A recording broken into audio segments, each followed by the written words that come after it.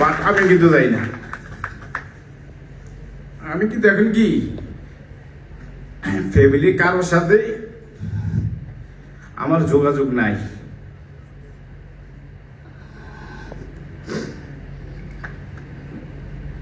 (2023) সালের 26 আগস্ট আমি জয়েন করি। যে আমার আনছে সে কিন্তু নাই সোনালীতে, কিন্তু আমি কিন্তু আছি। আমি নাজমুল হাসান বিপ্লব স্যারের যে চেম্বারটা, ওইখানে প্ল্যানটা দেখছিলাম 5 মিনিট দেখার পর আমি চলে গেছিলাম, যে বলছিলাম সোনালীতে কিছু আছে। আসলে কিন্তু সোনালীতে কিছু আছে। যদি না থাকতো, আমার মতন একটা ছেলেকে এত মানুষ চিনত না, আল মামুন স্যারকে চিনত না, ওবায়দুর রহমান মন্ডল স্যারকে চিনত না। তাহলে সোনালী কি শুধু টাকা ইনকাম দেয় না, একটা পরিচিত লাভ করায়।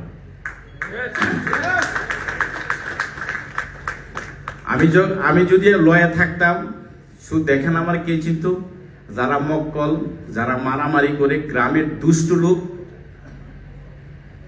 আর যারা রিক্সার ড্রাইভার, ইয়াবাখোর, গানজড়ি, তারা আমার চিনত, রাইট?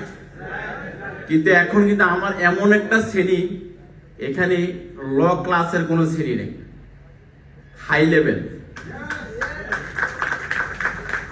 আমার সাথে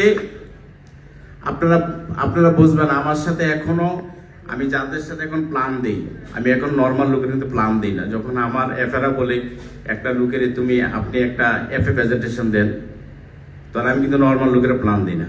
আমি জিজ্ঞেস করি ওনার কোয়ালিফিকেশন কি, উনি কি করে, ওনার কি, তখন যদি হাই ক্লাস তখন আমি যাই।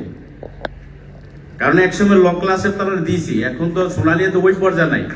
এখন কিন্তু আপনারা কি মনে করেন আমি জানি না, আপনারা তো আমার চেয়ে তো অনেক পদে উপরে, কারণ আপনাদের পিএম, আমি ইউনিট। বাট এখন কিন্তু ইন্স্যুরেন্সের একটা গোল্ডেন এজ চলে, আপনারা জানেন কিনা জানি না।